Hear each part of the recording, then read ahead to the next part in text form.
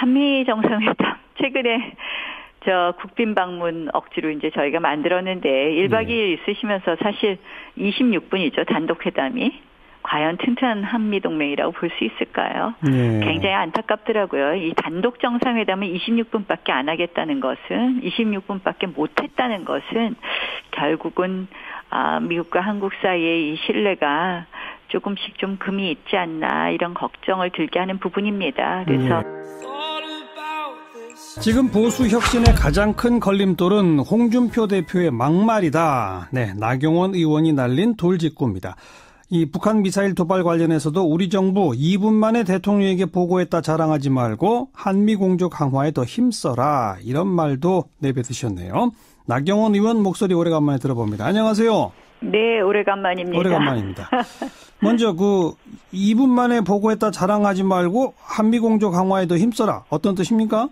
걱정이 많이 된다는 얘기죠. 예. 오늘 오늘 트럼프 대통령하고 전화 통화도 하시고 하셨던데요. 예. 사실은 이 정부 들어와서 계속해서 고조되는 북핵 위기에 대해서 소위 제가 보니까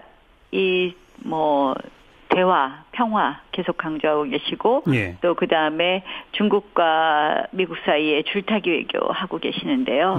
사실은 이제는 북핵과 북한의 미사일이 미국 본토를 공격하게 되어 있지 않습니까? 그래서 이제 이 부분에 대해서 미국이 느끼는 위협은 훨씬 클 것이고 미국은 이제는 동북아의 안보보다는 미국 국익을 먼저 따질 것이고요. 그 가운데 튼튼한 한미 동맹 아니면 그러니까 튼튼한 한미 동맹이라는 것이 다른 것이 아니라 미국이 한국을 전적으로 신뢰할 수 없으면 미국은 우리 국익과는 전혀 다른 선택을 할 수 있다 생각합니다. 그래서 제일 걱정되고요. 그래서 조금 더 한미 동맹에 조금 더 무게를 두지 않고 잘못 줄타기 외교하다가는 저희 이 북핵 문제를 해결하는 데 있어서 우리는 제외될 것 같아서 걱정돼서 드리는 고언입니다. 한미 정상회담 최근에까지 계속해서 튼튼한 한미 공조를 양국 정상이 다 확인하고 있지 않나요?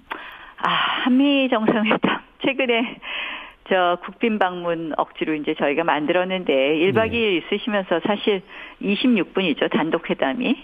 과연 튼튼한 한미 동맹이라고 볼 수 있을까요? 굉장히 안타깝더라고요. 이 단독 정상회담을 26분밖에 안 하겠다는 것은 26분밖에 못했다는 것은 결국은 미국과 한국 사이의 이 신뢰가 조금씩 좀 금이 있지 않나 이런 걱정을 들게 하는 부분입니다. 그래서 저희 외교안보적으로 지금 녹록치 않습니다. 트럼프 대통령도 워낙 자국의 국익에 있어서는 어떤 다른 대통령보다도 그 우선시하는 정도가 굉장히 높지 않습니까? 그렇죠. 그래서 사실은 그런 면에서 더 걱정이 되고요.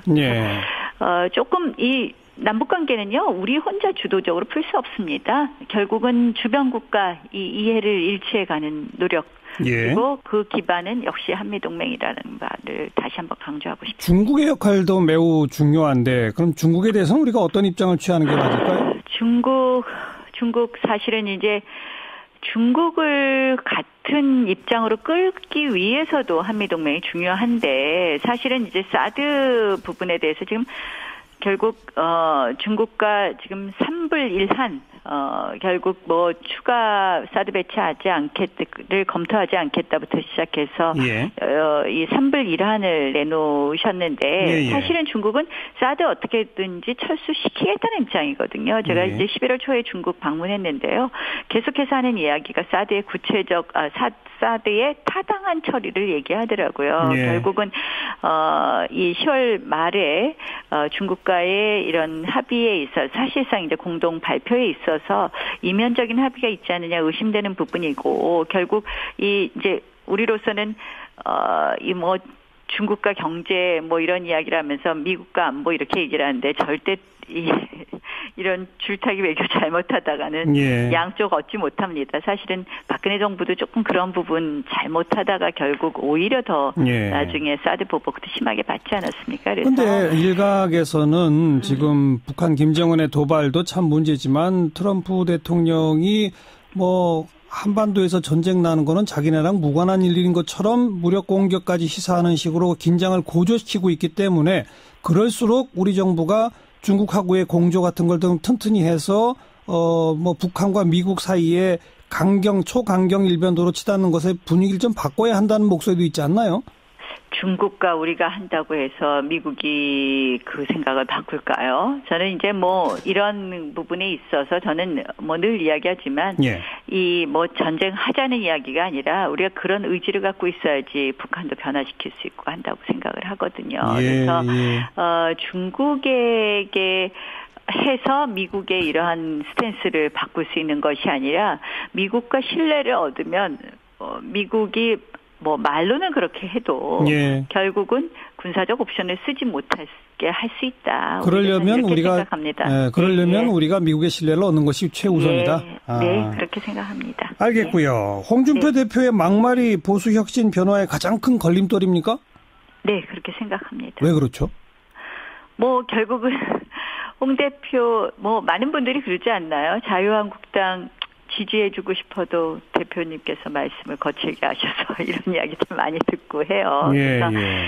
사실은 이제 제가 그 말씀을 드린 것은 이제 이 대표께서 이제 최근에 이제 너무 이 모든 어떤 절차 이런 거 없이 예. 대표 의중대로 모든 걸 좀 당을 만들려는 의지가 너무 강하시더라고요. 예, 물론 뭐 예. 대표의 리더십이 필요한 부분이 있지만 실질적으로 이제 12월 12일 날 있을 이 원내대표 선거도 이 보통 당대표는 그럼 중립적인 입장에 있는 것이 상식 아닌가요? 근데 예. 상식에 반해서 부당하게 개입하시면서 뭐 이제 또 너무 거친 언어로 이렇게 그 이제 다른 후보들을 비판하시고 하는데 예. 이게 결국은 우리 자해행위죠. 알겠습니다. 알겠습니다. 막말 얘기 나온 김에 심재철 의원이 문재인 대통령, 임종석 실장 뭐 등등 고발해야 된다, 뭐 내란죄 이런 얘기를 하는 건 어떻게 보세요? 조금 뭐 저는 뭐 이렇게 쉽게 동의할 수 없는 부분이 있는데요. 뭐 그분은 이제 아마 구체적인 뭐 이런 뭐 좀 법을 위반한 부분이 많지 않느냐 이런 부분을 주장하신 거 아닌가 이렇게 생각합니다. 일종의 그것도 막말이라고 보지는 않으시는 거군요.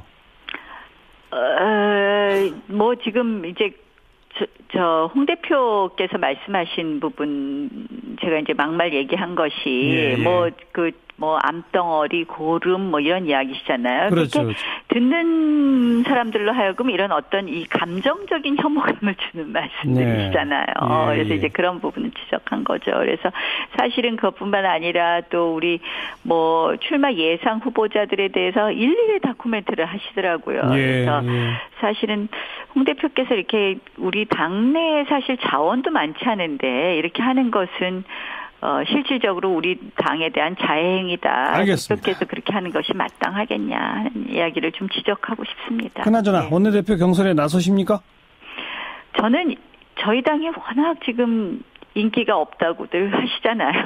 근데 이제 결국은 다시 국민 신뢰받고 뭐 좀 이렇게 돼야 되는데 그 과정, 당이 다시 좀 재건되는 데 있어서 어떤 역할이 저한테 중요한 걸까 하고 계속 고민하는 중입니다. 아직 고민 중이다?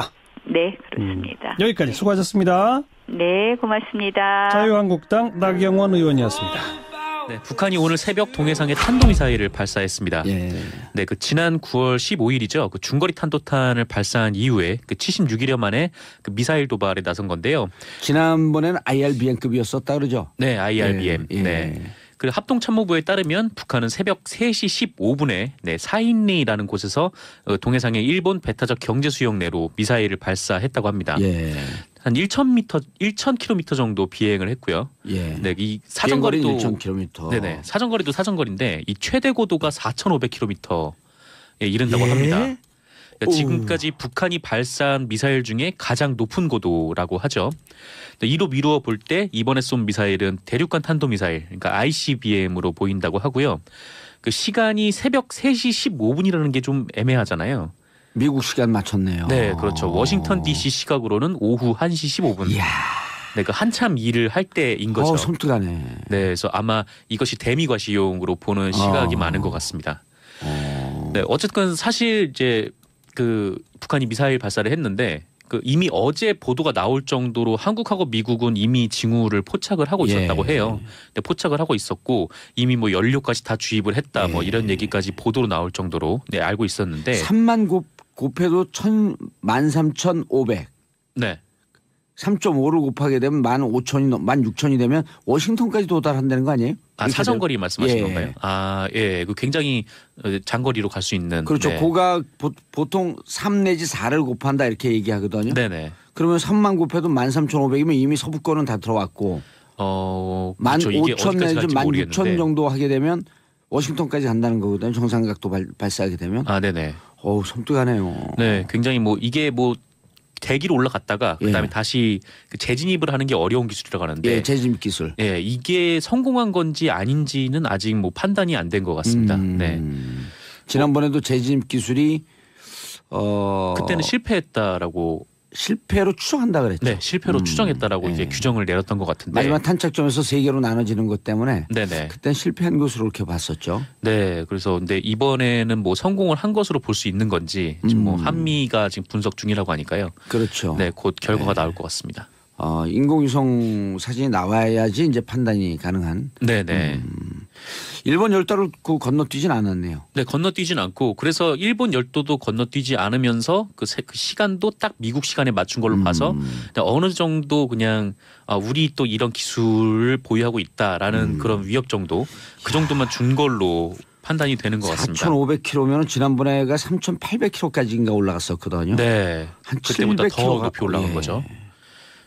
섬뜩해요. 네, 어쨌건 많이들 불안해하실 것 같은데 일단 문재인 대통령은 북한 미사일 발사와 관련해서 2분 만에 보고를 받았다고 하고요. 이에 국가안전보장회의 전체 회의를 긴급 소집해서 6시부터 시작을 했는데 이 자리에서 이제 문 대통령은 북한의 행위를 규탄하며 제재 압박이라는 원칙을 재확인한 다음에 우리 정부가 이미 파악을 했고 대비 태세도 준비해 두었다라고 얘기를 하면서요. 지나치게 불안해하지 마시라 이렇게 당부를 하기도 했습니다. 네, 근데 불안감을 느낄 수 있는데 이전 정부와는 좀 다르죠. 그러니까 불안감을 느끼지 마라. 우린 대비가 돼 있다. 안보 장사할 생각 없다. 네, 그런 셈이죠. 네. 안보 마케팅할 생각도 없다. 네, 이전 정부에서는 이런 북한이 미사일을 발사를 했을 경우에 언론에서도 굉장히 자극적인 내용으로 대서특필이 됐었고. 일단 NSC 회의 소집을 안 했잖아요. 그렇죠. 대통령이 어디 있는지 모르는 경우도 많았으니까요. 안보실장 자전거 타고 다니고, 김장수 안보실장 자전거 타고 대통령 찾으러 다니고, 대통령 머리카락 보일라 꼭꼭 숨어버리고. 네, 그리고 보고 시간도 나중에 다 이렇게 세월호도 조작을 하지 않았었습니까? 그렇죠. 그것도 이제 알 수 없는 일이었는데 어쨌건 지금 북한의 미사일 소식이었습니다. 알겠습니다. 오늘 새벽 합동참모본부는 북한이 탄도미사일을 발사했다고 밝혔습니다. 오늘 오전 3시 17분 정도 평안남도 평성 일대에서 동해상으로 탄도미사일 한 발을 발사했다라는 건데요. 합참에 따르면 군은 오전 3시 23분에 북한의 탄도미사일 도발에 대응했습니다. 동해상으로 적 도발 원점까지의 거리를 고려해서 지해공 동시 탄착 개념을 적용한 미사일 합동 정밀 타격 훈련을 실시했다라고 합니다. 오랜만이네요. 네, 75일 만입니다. 지난 9월 15일 날 중장기 거리 미사일 쏘았습니다. 제가 여기서 주목하는 거는 시간대가 이제 새벽 3시. 이건 이제 미국 시간대를 타겟한 거거든요. 그리고 이게 일본을 넘어가지 않았어요. 기술적으로 그건 아무것도 아닌데 북한에는. 일본 별도를 넘어가지 않았다. 두 번째 주목 포인트는. 그리고 거리는 충분히 길다. 그러니까 이게 지난번에 재진입 기술이 가장 어렵다고 얘기했지 않습니까? 제가 보기엔 이제 미국을 상대로 일본을 넘어가지 않는 것은 영내의 긴장은 최소화하면서 우리 기술이 재진입의 기술까지 확보된 것, 이런 미국의 과시하는 의미다. 왜냐하면 북한이 원하는 건 이제 핵 보유국으로 인정하라는 걸 원하는 거니까요. 그런 목적의 발사인 것 같습니다. 네, 그래서 로이터 통신의 보도에 따르면요. 미 국방부는 북한이 발사한 미사일에 대한 1차 분석 결과를 내놨는데 대륙간 탄도미사일, 그러니까 ICBM으로 평가된다라고 밝혔습니다. 북한 미사일이 약 1000km 날아가서 일본 해상에 낙하했고요.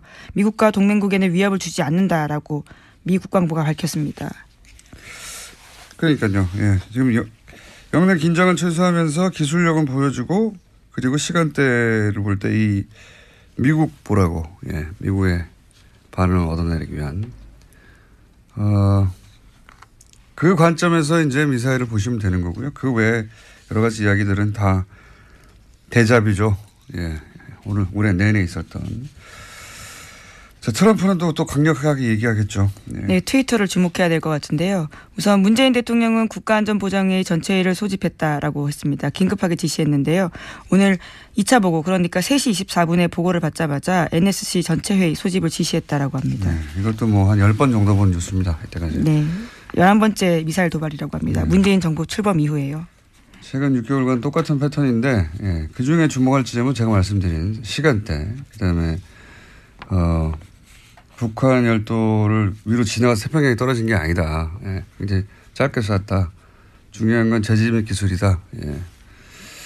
그래서 이제는 기술을 거의 다 확보했다고 이게 과시하는 그 관점에서 이제 보시면 되고요. 그 나머지는 뭐 동호 반복입니다. 그러니까 대화, 평화 계속 강조하고 계시고 예. 또 그다음에 중국과 미국 사이에 줄타기 외교하고 계시는데요. 예. 사실은 이제는 북핵과 북한의 미사일이 미국 본토를 공격하게 되어 있지 않습니까? 예. 그래서 이제 이 부분에 대해서 미국이 느끼는 위협은 훨씬 클 것이고, 미국은 이제는 뭐 동북아의 안보보다는 미국 국익을 먼저 따질 것이고요. 예. 그 가운데 튼튼한 한미 동맹 아니면, 그러니까 튼튼한 한미 동맹이라는 것이 다른 것이 아니라 네. 미국이 한국을 전적으로 신뢰할 수 없으면 미국은 우리 국익과는 전혀 다른 선택을 할 수 있다 생각합니다. 그래서 제일 걱정되고요. 그래서 조금 더 한미 동맹에 조금 더 무게를 두지 않고 이 잘못 줄타기 외교하다가는 저희 이 북핵 문제를 해결하는 데 있어서 우리는 제외될 것 같아서 걱정돼서 드리는 고언입니다. 한미 정상회담 최근에까지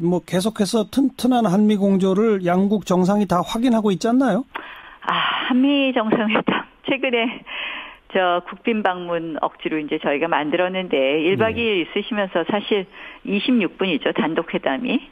과연 튼튼한 한미 동맹이라고 볼 수 있을까요? 굉장히 안타깝더라고요. 이 단독 정상회담을 26분밖에 안 하겠다는 것은, 26분밖에 못했다는 것은 결국은 미국과 한국 사이의 이 신뢰가 조금씩 좀 금이 있지 않나 이런 걱정을 들게 하는 부분입니다. 그래서 저희 외교안보적으로 지금 녹록치 않습니다. 트럼프 대통령도 워낙 자국의 국익에 있어서는 어떤 다른 대통령보다도 그 우선시하는 정도가 굉장히 높지 않습니까? 그렇죠. 그래서 사실은 그런 면에서 더 걱정이 되고요. 예. 조금 이 남북관계는요, 우리 혼자 주도적으로 풀 수 없습니다. 결국은 주변 국가 이 이해를 일치해가는 노력. 그리고 그 기반은 역시 한미동맹이라는 말을 다시 한번 강조하고 싶습니다. 중국의 역할도 매우 중요한데, 그럼 중국에 대해서는 우리가 어떤 입장을 취하는 게 맞을까요? 중국 사실은 이제 중국을 같은 입장으로 끌기 위해서도 한미동맹이 중요한데, 사실은 이제 사드 부분에 대해서 지금 결국 중국과 지금 3불1한 결국 추가 사드 배치하지 않겠를 검토하지 않겠다부터 시작해서 이 3불1한을 내놓으셨는데 사실은 중국은 사드 어떻게든지 철수시키겠다는 입장이거든요. 제가 이제 11월 초에 중국 방문했는데요.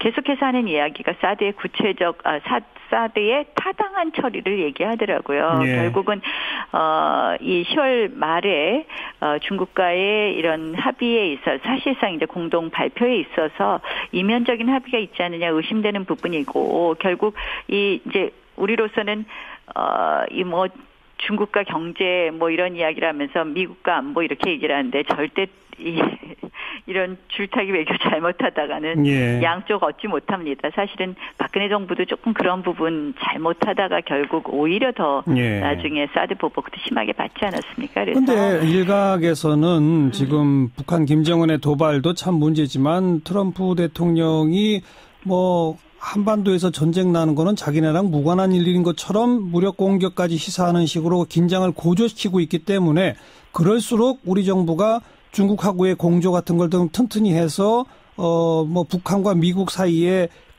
초강경 일변도로 치닫는 것에 분위기를 좀 바꿔야 한다는 목소리도 있지 않나요? 중국과 우리가 한다고 해서 미국이 그 생각을 바꿀까요? 저는 이제 뭐 이런 부분에 있어서 저는 뭐 늘 이야기하지만 예. 이 뭐 전쟁 하자는 이야기가 아니라 우리가 그런 의지를 갖고 있어야지 북한도 변화시킬 수 있고 한다고 생각을 하거든요. 예, 그래서 예. 중국에게 해서 미국의 이러한 스탠스를 바꿀 수 있는 것이 아니라 미국과 신뢰를 얻으면 미국이 뭐 말로는 그렇게 해도 예. 결국은 군사적 옵션을 쓰지 못하게 할 수 있다. 그러려면 우리가 생각합니다. 그러려면 우리가 미국의 신뢰를 얻는 것이 최우선이다. 네, 그렇게 생각합니다. 알겠고요. 홍준표 대표의 막말이 보수 혁신 변화의 가장 큰 걸림돌입니까? 네, 그렇게 생각합니다. 왜 그렇죠? 뭐 결국은 홍 대표 뭐 많은 분들이 그러지 않나요? 자유한국당 지지해주고 싶어도 대표님께서 말씀을 거칠게 하셔서 이런 이야기들 많이 듣고 해요. 예, 그래서 사실은 이제 제가 한미 정상회담 최근에 국빈 방문 억지로 이제 저희가 만들었는데 1박 2일 있으시면서 사실 26분이죠. 단독 회담이. 과연 튼튼한 한미동맹이라고 볼 수 있을까요? 굉장히 안타깝더라고요. 이 단독 정상회담을 26분밖에 안 하겠다는 것은 26분밖에 못했다는 것은 결국은 미국과 한국 사이의 이 신뢰가 조금씩 좀 금이 있지 않나 이런 걱정을 들게 하는 부분입니다. 그래서 지금 보수 혁신의 가장 큰 걸림돌은 홍준표 대표의 막말이다. 네, 나경원 의원이 날린 돌직구입니다. 이 북한 미사일 도발 관련해서도 우리 정부 2분 만에 대통령에게 보고했다 자랑하지 말고 한미 공조 강화에 더 힘써라. 이런 말도 내뱉으셨네요. 나경원 의원 목소리 오래간만에 들어봅니다. 안녕하세요. 네, 오래간만입니다. 오래간만입니다. 먼저 2분 만에 보고했다 자랑하지 말고 한미 공조 강화에 더 힘써라. 어떤 뜻입니까? 걱정이 많이 된다는 얘기죠. 예. 오늘 이제 오늘 트럼프 대통령하고 전화 통화도 하시고 하셨던데요. 예. 사실은 이 정부 들어와서 계속해서 고조되는 북핵 위기에 대해서 소위 제가